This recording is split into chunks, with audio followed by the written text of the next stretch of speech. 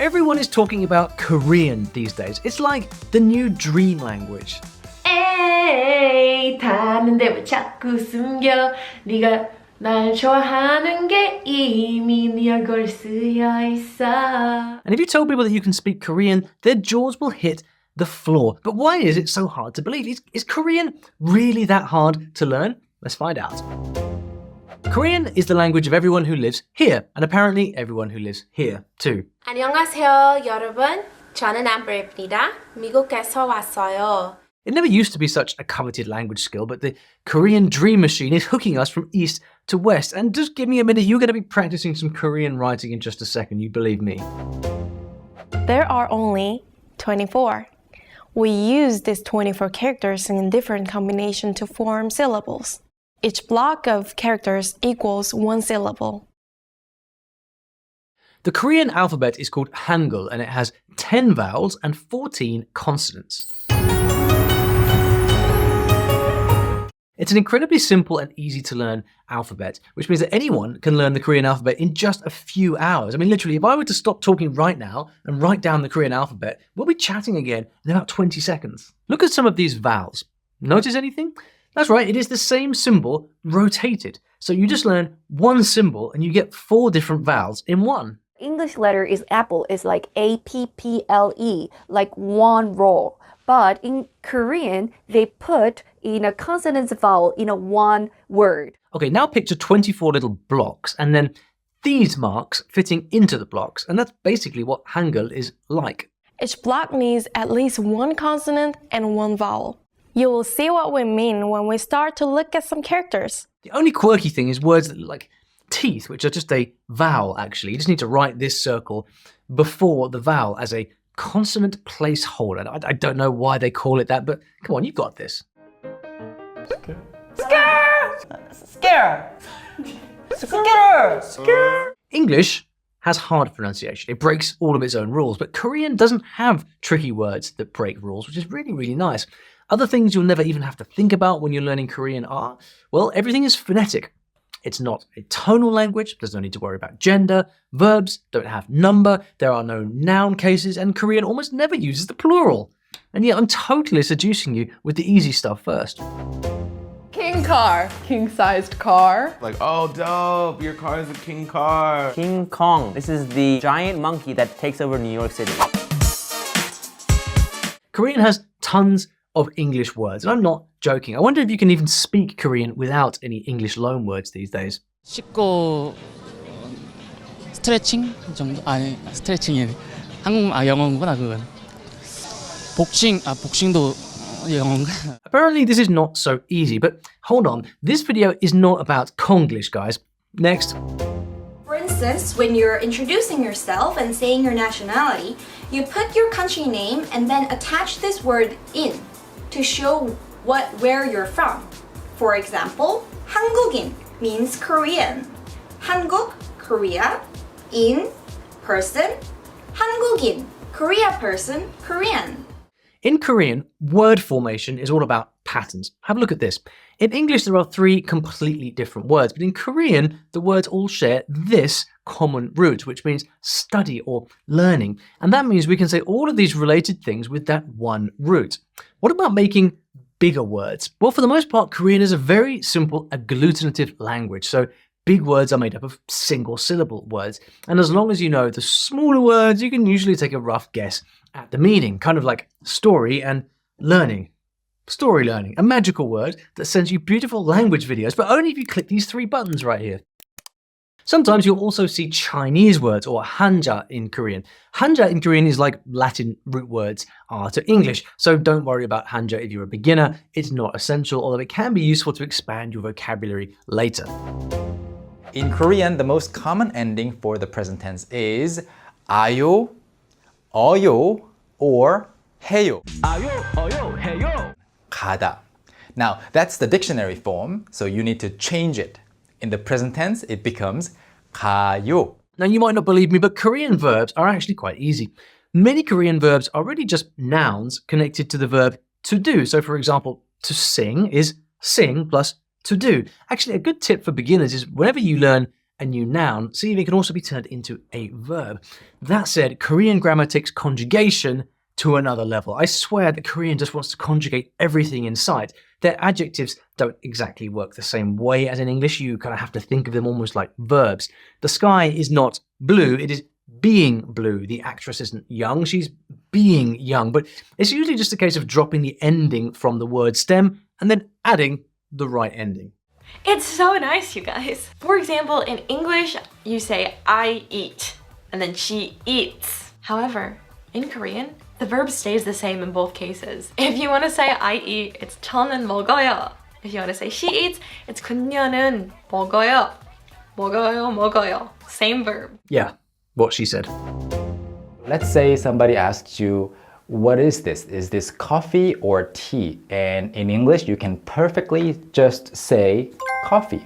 You know, you can omit it is and then say coffee, and you don't sound rude at all. But in Korean, you cannot say 커피. Why? Well, politeness is important in Korea, and using the appropriate politeness for the situation is a mixture of formal and informal speech levels and honorifics. So what you have to do is say 커피요, 커피요 by adding yo at the end, or you can say 커피예요, it is coffee, but you can't say coffee on its own alone. Well, now you know. Verb endings are important, and there are quite a few formal verb endings for those times when you need to be extra polite. For example, this common politeness suffix here. The thing is, harmony is really important to Koreans, and so there's a lot of emphasis on respecting your elders and your ancestors too. But it's even bigger than that. Hierarchy is built based on things like age, job status, education level, and social rank. What about a stranger who obviously looks younger than you? To your school friends, elementary school, middle school, high school, and university, is it all the same or is it different? To a cute baby, to your pet, in the military. There are even honorifics for when you're talking about someone of a higher status, when they're not even in the room, but it's generally just a matter of adding or dropping a suffix at the end of sentences depending on who you're talking to.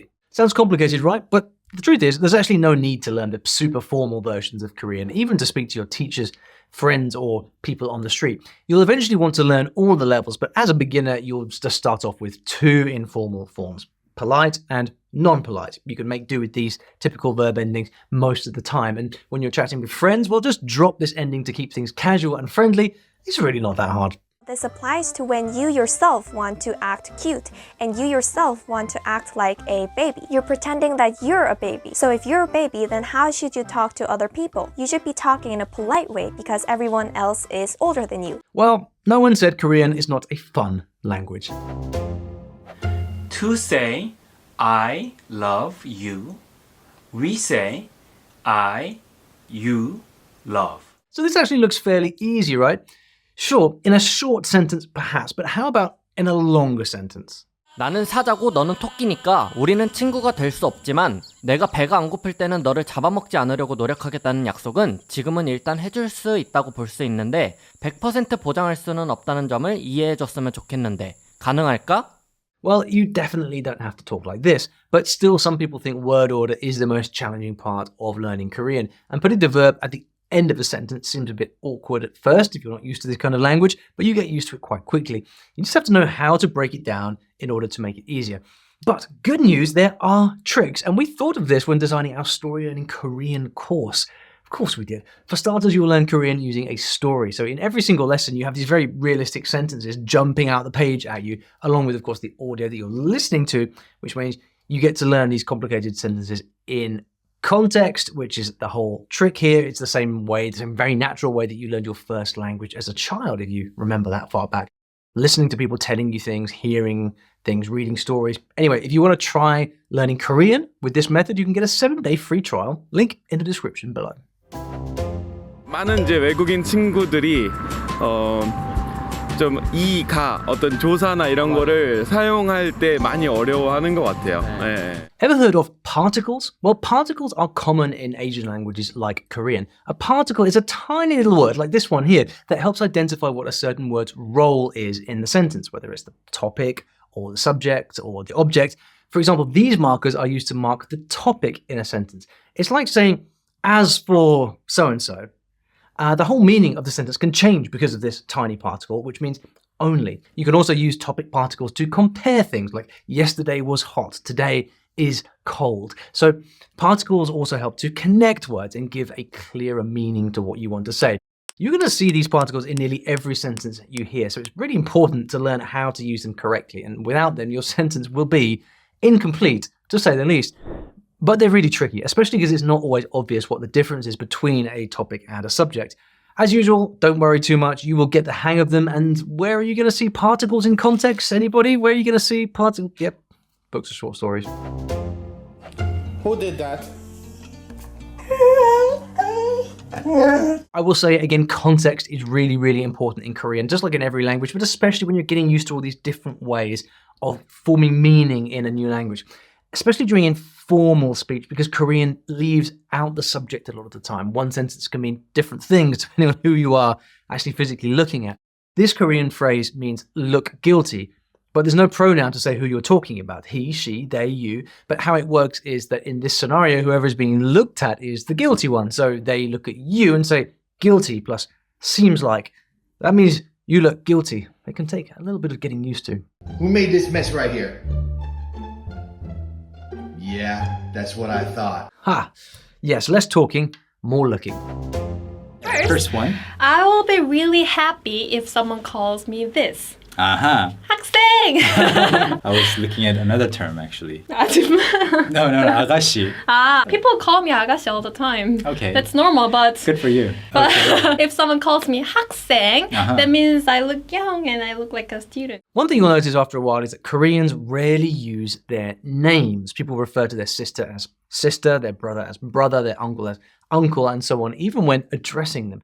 Not to mention the many different ways to address a stranger. 아가씨. 아가씨 is also always a safe term to address a lady. But even just addressing people you know can be a little complicated for a non-native speaker, because Korean has different words depending on if it's an older or younger sister, if the speaker is male or female, or whether the aunt is related to the father. Oh, God. But you're a learner. You'll get a bit of a pass here. Koreans are well aware of how Western cultures use names. Just remember to brush up on your honorific titles. K-pop and K-drama, love them or hate them, I will confess it's not exactly my cup of tea, but they are excellent resources. I've been reliably informed for picking up Korean quicker. But there's way more than this available. Of course, Korea has really stunning art house films, serious movies that took home a handful of Oscars and are really great things to watch just by themselves. Of course, in addition to watching films, don't just watch films, also read, because in combination with listening, when you're reading stuff on the page, that just gives your mind an opportunity to really focus on the words. It also helps you to really stop thinking in English too. By the way, Korea itself makes learning Korean easier. It's a fantastic country for language immersion, should you wish to get on the plane. Lots of perks there, so you should look into that.